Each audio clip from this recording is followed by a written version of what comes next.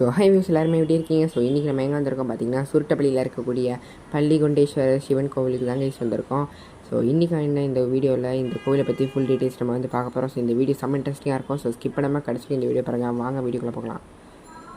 இந்த கோவில் எங்கே இருக்குன்னு பார்த்திங்கன்னா, நாகலாபுரத்தில் சித்தூர்ன்ற ஒரு மாவட்டத்தில் இந்த கோவில் அமைஞ்சிருக்கு. இந்த கோவில் பார்த்திங்கன்னா விஜயநகர ஆட்சி காலத்தில் கட்டப்பட்டுச்சு. இந்த கோவிலில் மூலவர் பார்த்திங்கன்னா வால்முகீஸ்வரன்ற பேரில் நம்மளுக்கு அருள் புரிகிறாரு. அதே மாதிரி அம்மன் மரகதாம்பாள் அப்படின்ற பேரில் நம்மளுக்கு அருள் புரிகிறாங்க. இங்கே பார்த்திங்கன்னா கன்னிமார்களுடைய சிற்பம் வச்சுருக்காங்க.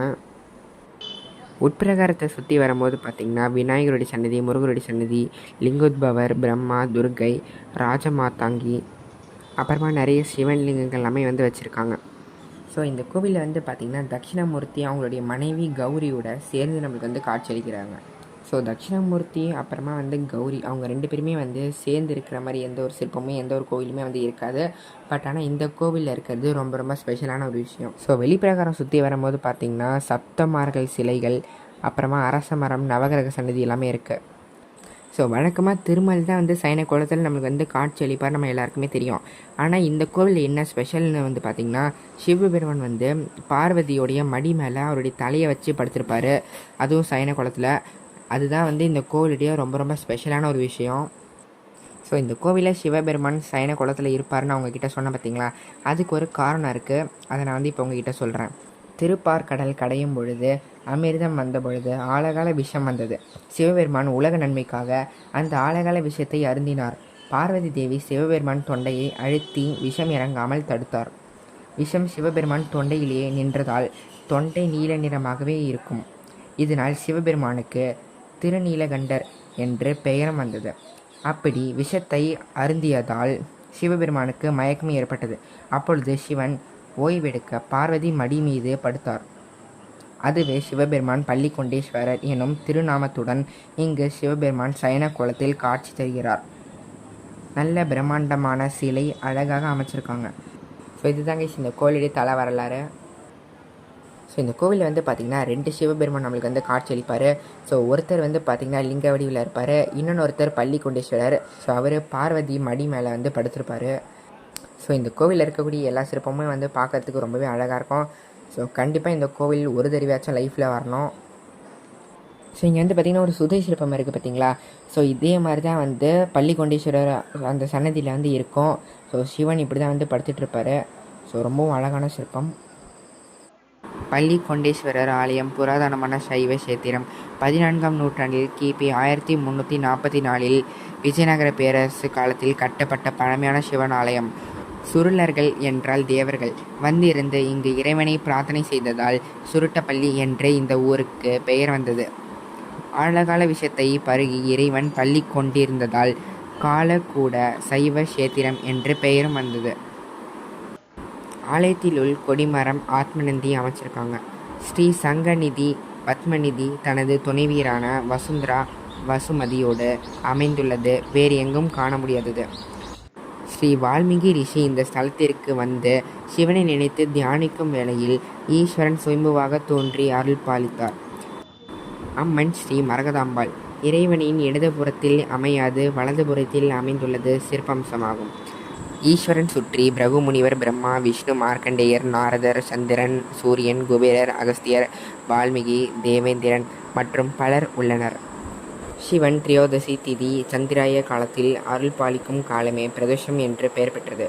இந்த ஆலயத்தில் துர்கை தன் கையில் கிளியை வைத்திருப்பது விசேஷமாகும். ராமர் பூஜித்த ஸ்ரீ பார்வதவர்த்தினி சமேத ஸ்ரீ ராமலிங்கேஸ்வர சுவாமி பரிவாரங்களோடு அனுகிரகம் செய்வது சிறப்பம்சமாகும். அடுத்ததாக நம்ம வந்திருக்கக்கூடிய கோவில் பார்த்திங்கன்னா வேத நாராயண சுவாமி டெம்பிள். இந்த கோவில் எங்கே இருக்குன்னு பார்த்திங்கன்னா நாகலாபுரத்தில் தான் இந்த கோவில் அமைச்சிருக்கு. இந்த கோவில் யாருக்காக கட்டப்பட்டிருக்குன்னு பார்த்திங்கன்னா விஷ்ணுக்காக கட்டப்பட்டிருக்கு. விஷ்ணுவோடைய தச அவதாரங்களில் முதல் அவதாரம் மச்ச அவதாரம். இந்த கோவிலுடைய மூலவர் சுவாமி மச்ச அவதாரத்தில் இருக்கார். இந்த கோவிலை யாரை கட்டினாங்கன்னு பார்த்திங்கன்னா விஜயநகர பேரரசு காலத்தில் கிருஷ்ணதேவராயன்ற ஒருத்தர் தான் இந்த கோவிலை கட்டியிருக்காரு. கிருஷ்ணதேவராயருடைய அம்மா பேர் நாகம்மா. அவங்களுடைய நினைவாக இந்த ஊருக்கு நாகம்மான்னு பேர் வச்சுருக்காங்க. ஆனால் நாளடைவில் நாகலாபுரம்னு பெயர் மாறிடுச்சு. இந்த கோவிலில் இருக்கக்கூடிய மூலவருடைய பேர் வந்து பார்த்திங்கன்னா சுவாமி வேதநாராயணர். அதே மாதிரி தாயாருடைய பேர் வந்து பார்த்திங்கன்னா வேதவல்லின்ற பேரில் நம்மளுக்கு வந்து அருள் புரிகிறாங்க. உட்பிரகாரத்தை சுற்றி வரும்போது கோஷ்டமூர்த்திகளான துர்காதேவி, பூவராக சுவாமி, லக்ஷ்மி நாராயணர், வேணுகோபாலர், ஹயகிரீவர், விநாயகர் சிலைகள் எல்லாமே வந்து அமைச்சிருக்காங்க. வெளிப்பிரகாரத்தை சுற்றி வரும்போது பார்த்திங்கன்னா ராமருடைய சன்னதி, லக்ஷ்மி நரசிம்மர், ஆஞ்சநேயர் அவங்களுடைய சன்னதி எல்லாமே வந்து தனித்தனியாக இருக்குது. இந்த கோவிலில் இருக்கக்கூடிய மூலவர் சுவாமி வந்து பார்த்திங்கன்னா மேற்கு திசையை நோக்கி நம்மளுக்கு அருள் புரிகிறாரு. ஸோ மார்ச் மாதத்தில் 3 நாட்கள் சுவாமி மேலே வந்து சூரிய ஒளி விழும். ஸோ அதுதான் வந்து இந்த கோவிலுடைய தனி சிறப்பம்சமாகும். திருப்பதி தேவஸ்தானத்தால் இந்த கோவில் நிர்வகிக்கப்படுகிறது. ஸோ இந்த கோவிலுடைய தல வரலாறு நான் இப்போ வந்து உங்ககிட்ட சொல்கிறேன். அசுரர்கள் திருடப்பட்ட வேதங்களை மீட்க மகாவிஷ்ணு எடுத்த அவதாரம் மச்ச அவதாரம். ஒரு யுகம் முடியும் பொழுது பிரம்மாவிற்கு தூக்கம் வந்தது. அவர் கண்களை மூடி வாயை திறந்து உறங்கும் பொழுது அவர் வாயில் இருந்த வேதங்கள் வந்து விழுந்தது. அதை சோமகுரு என்ற அசுரன் திருடி சென்று விட்டான். பிரம்மா மற்றும் மற்ற தேவர்கள் மகாவிஷ்ணுவிடம் சென்று முறையிட்டனர். திருமால் மச்சாவதாரம் எடுத்து அசுரனிடம் இருந்த வேதங்களை மீட்டனர். சுருட்டப்படியிலிருந்து இந்த கோவில் 15 கிலோமீட்டர் தொலைவில் உள்ளது. இத்தகைய சிறப்பம்சமுடைய கோவிலை வாழ்க்கையில் ஒரு முறை சென்று தரிசிக்க வேண்டும்.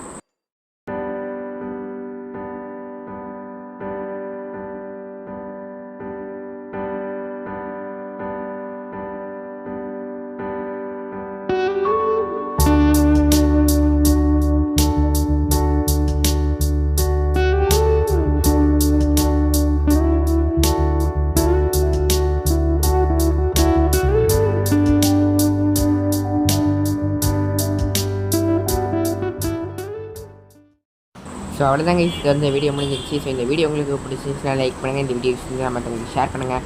மறக்காமல் இந்த மாதிரி இன்ட்ரெஸ்ட் நம்மளுடைய சேனல் சப்ஸ்கிரைப் பண்ணிட்டு பக்கத்தில் இருக்கக்கூடிய பெல் ஐக்கனுமே வந்து ப்ரெஸ் பண்ணுங்கள். தேங்க்ஸ் ஃபார் வாட்சிங்.